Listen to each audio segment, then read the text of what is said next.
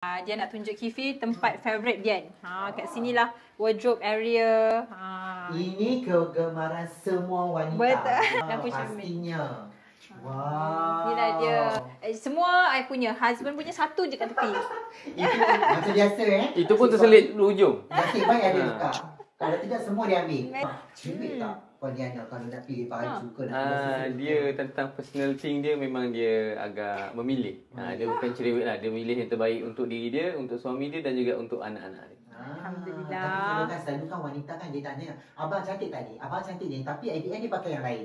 Itu biasa sebab perempuan ni dia punya keinginan dia berbolak-balik. So kita kena faham dia insya-Allah. Tapi sebenarnya Diana seorang isteri yang macam mana? Dia memang di high demand ke ataupun tak apalah abang? Macam mana tu? Untuk Dian, dia sangat workaholic. Dia sangat kuat bekerja sebab dia tahu lagi kuat dia bekerja, lagi banyak hasil yang dia akan dapat. So saya sangat bertuah dikurniakan isteri yang work hard, work smart dan cantik.